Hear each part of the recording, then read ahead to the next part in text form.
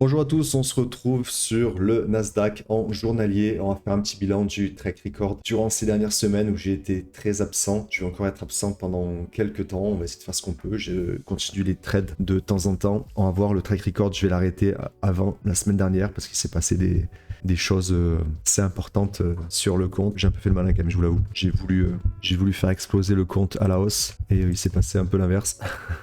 Je vous montrerai ça bien entendu. Ok, on va voir pour l'instant l'analyse un peu de ce qui s'est passé. Là, cette hausse est incroyable. On a un squeeze short extrême. On va voir jusqu'où ça va aller. On peut s'attendre, je pense, à une grosse prise de bénéfice. Quand est-ce qu'il va arriver, on ne sait pas. Jusqu'où il va aller avant qu'il y ait ce pullback, on ne sait pas non plus. Bon, en tout cas, on en reparlera. J'ai voulu anticiper le pullback. J'ai pris une belle raclée. En attendant journalier, les blocs, voilà un peu ce que ça donne. Celui-là qui était resté pendant des mois et des mois en place a été breaké ici, donc ça fait pas du tout ça. Ici on a un nouveau plus bas. Ici on peut voir qu'on peut manager peut-être un peu plus les blocs. On va enlever ça, on va laisser order flow. Celle-ci on s'en fiche. Ici grosse zone de liquidité journalière à aller chercher, on l'a explosé.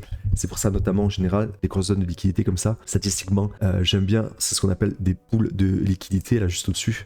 J'aime bien venir chercher des entrées, par exemple ici, short, voire jouer le retour sur la zone. Il y a en général beaucoup de stops qui se font liquider ici et on a un rejet, enfin une réaction du marché qui peut être assez importante. C'est très léger, c'est pas ce que j'appelle vraiment un pullback. Bref, retour à nos blocs. Et ici la bougie qui m'a causé tant de soucis qu'on a vu dans la vidéo précédente. Pardon, le dernier bloc baissier il est ici. Parce que pour moi, pour passer clairement haussier mon journalier au break de ce bloc là. D'ailleurs on peut voir un peu la dernière zone ici de vente, dernière supply, où il y a eu une très jolie réaction. Une deuxième ici avant que le marché explose à la hausse. Et alors là la difficulté dans les accélérations comme ça, qui sont très importantes, qui sont continues, sans retracement, c'est de savoir où est-ce qu'un pullback assez important a eu lieu pour pouvoir justifier un nouveau bloc haussier. Là pour l'instant on voit que c'est très abrupt, il n'y a pas vraiment de prise de liquidité. Ici il y en a une petite, mais ça reste court sur une bougie. Ici aussi, mais ici aussi. Celle-là elle pourrait être à la limite intéressant. À la limite ce qu'on pourrait faire c'est quelque chose comme ça. Ok, pour l'instant le bloc haussier journalier, comment je le découpe? Pour l'instant je manque un peu d'informations. À la limite pourquoi pas ici, bloc haussier, bloc baissier, bloc haussier. Là on sait pas encore jusqu'où il va. Là en fait l'idéal, voilà, ça serait un petit retracement suffisamment important qu'on repart sur un graphique un peu en dents de scie avec des vagues. Et là nos blocs, donc ici voilà le petit bloc haussier sera comme ça, ici un nouveau comme ça. Voilà, si on le casse on pourra définir un vrai bloc baissier. Bref, jusqu'où tout ça va aller, nous verrons bien. Je trace rapidement les zones intéressantes journalières. Bon après on verra déjà si le marché retrace jusque là, ça sera déjà pas mal. Allez, l'heure est venue pour aller voir le track record.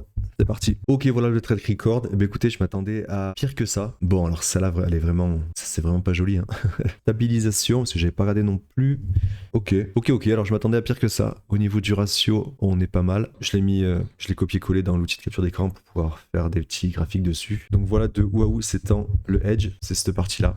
Donc on voit ici le premier gros gadin quand mon stop a disparu par inadvertance, par manque de rigueur. Ici après c'était la hausse, là j'ai récupéré plus 4% à peu près, c'était normal mais j'étais toujours edge, donc il y avait toujours forcément des pertes qui devaient arriver. Ici quand je me suis fait exploser sur mon short et la grosse bougie, ça je sais plus, ça doit être les shorts. Par ici ça doit être le dernier short, je ne sais pas, peut-être celui-là.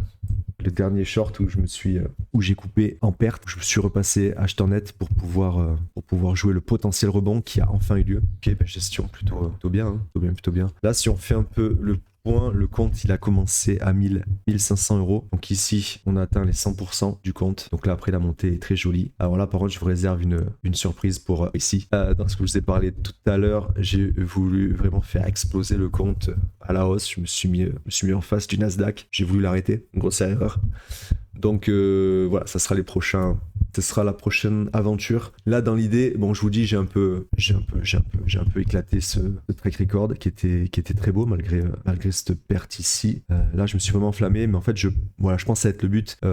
Ce compte, pour l'instant, et voilà, il reste petit. Il faut que ça explose. Là, je pense que j'ai fait le plus dur ici, avec une montée du compte régulière, une gestion du risque stricte. Voilà, on peut voir que les pertes sont complètement respecté. Je prenais des pertes au maximum qui devaient faire entre 0,25 et 1% du capital. Les stops pleins ont été rigoureusement respectés. Ici, on voit directement ce qui arrive quand les stops, quand il y a une erreur dans la stratégie ou une perte de rigueur.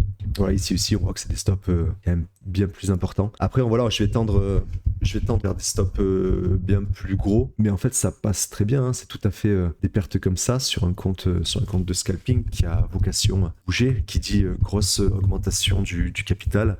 Dit aussi des pertes, des stops pleins plus importants. Donc ça m'a l'air pas mal. Voilà pour ça. Sinon voilà, le track record est toujours sympa en fait. Pas de soucis par rapport à ça. Et on va continuer. Là, l'idée, ça va vraiment être de faire exploser le compte à la hausse. Enfin, en tout cas, je l'espère à la hausse. Et voilà, suivre une trajectoire exponentielle. Quoi qu'il arrive. J'essaie dans quelques semaines de revenir au scalping de base avec des gros stops, des gros risk-reward et faire monter ce compte comme il se doit. Belle semaine à tous. Ciao, ciao.